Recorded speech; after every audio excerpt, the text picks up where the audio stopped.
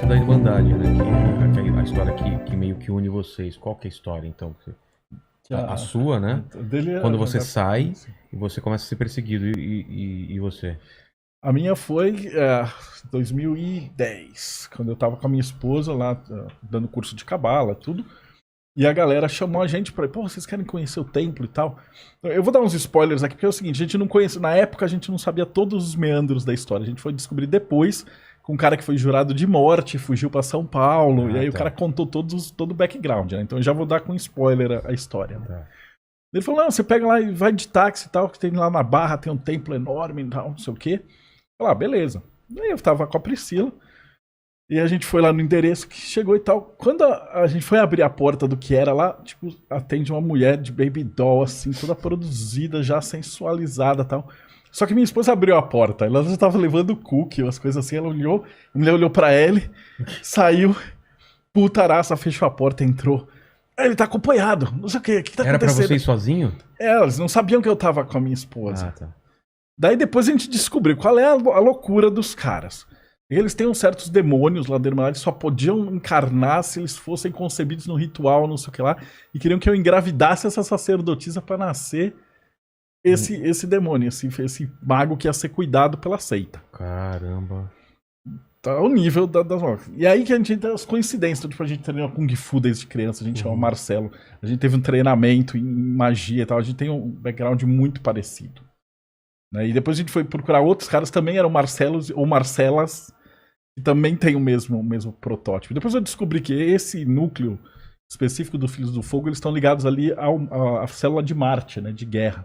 E tem outras células ligadas a Júpiter, cada uma cuida de uma parte. Então tem nego na política, como era, né? Isso faz muito tempo, eles apanharam muito desde então. E aí o processo foi esse, depois ela troca de roupa, vem, e eu vou com eles pro templo. E o templo era um negócio cinematográfico, assim. Então era um lugar, parecia uma quadra pequena, fechada, toda preta, com espelhos em volta. E aí incorporava um cara que incorporava os Cerberus, que era um negão gigante, assim, ficava na porta rosnando, assim. E aí você entrava, tipo, cabeça de bode. Por que você não saiu correndo nessa hora pra sua casa? Cara, você tá de carona, não sei o que, e tá fechado. E eram os alunos, eles são super simpáticos. Tá. No negócio. E aí, na hora que você entra, já é tarde demais, né? Você não um cara querendo morder seu pescoço, né? É a parada, né? E um monte de cabeça de coisa, teco e resto, fedendo mosca. E a galera incorporada em volta. E minha esposa, ela é médium, né? Então ela enxergava assim, nos espelhos os demônios passando e tudo. Então, parada, né? Nossa. Só que eles não tem como encostar na gente. Essa é a pegada. Como a gente tem essa questão de ensinar e estar protegido pela luz, eles não tem como fazer nenhum mal. Então a ideia deles era o que a gente vai fazer? Chutar esses caras, trataram ela mal a noite inteira. E aí depois começaram a tipo mandar mensagem no Facebook. Era primórdios do Facebook além ainda naquela época. Daí a mulher ficava mandando mensagenzinhas tipo, eu faço o que eu quero. Tarará. Só que a Priscila, a minha esposa, ela cresceu. O avô dela, ela é Martinelli, tem uma fazenda no Espírito Santo. O avô dela, ele é diácono lá. Então eles têm cemitério lá, igreja dentro da fazenda. Então ela cresceu com a avó dela, que era bruxa, estrega italiana, e o avô que era diácono, pastor e todas as rezas dessa parada. Então ela era uma bruxona. E essa mulher foi ameaçar ela de morte, não sei o que lá. E eles matavam cabrito com o nome dela. Então o que eles faziam era assim, pegavam o novilho, batizavam, punham o nome dela, aí alimentavam com erva, e depois sacrificavam no ritual e enterravam ele vivo, pra ele ficar morrendo, pra alimentar um demônio territorial, pro demônio vir na minha casa pra... Então teve coisas que, tipo, ela tava lá passando roupa, daí ia descer uma escada, ela sentia alguém empurrando ela. E ela caía da escada e tal. Então, sofreu acidente de carro. Tava vindo levar esse livro do Cabala pra gráfica. Tipo, eu passei no negócio, um ônibus saiu e pegou o carro. Só que ele pegou o carro que passou junto do meu e bateu em todo mundo, a gente virou, eu não morri por isso aqui. O carro deu um PT geral. Ou seja, a gente já tava protegido, né? A sorte é que nessa época eu contei a história aqui, eu já tava na maçonaria, então tava com o Wagner Veneziani, com o pessoal Rubens Sarraceni.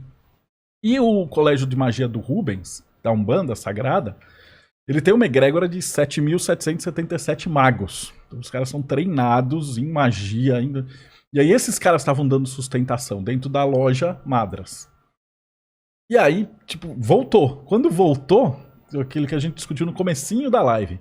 Se os caras não acham brecha, a maldição bate e volta. Volta pra eles? Volta pra eles. A mina sofreu um puta acidente de carro, se estrupicou toda, tal da sacerdotisa lá.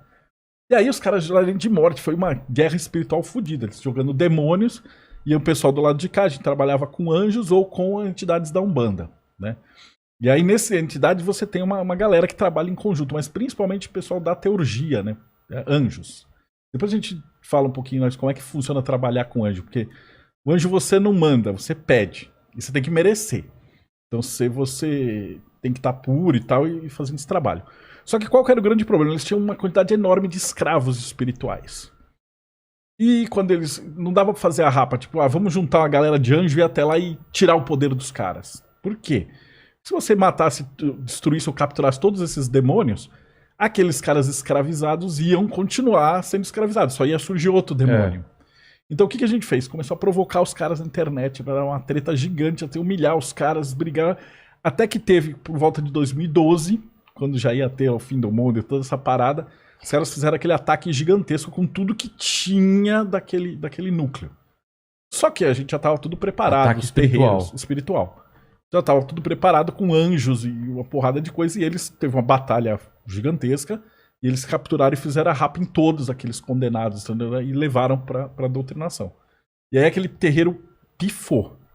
E foi a época que a gente depois pegou esse cara que fugiu, que foi ameaçado de morte, e falou, cara, esses caras do terreiro se fuderam. Então o cara se suicidou, o outro sofreu um acidente, o outro perdeu tudo. Então, cada um desses caras que tava naquele núcleo ali se deu muito mal.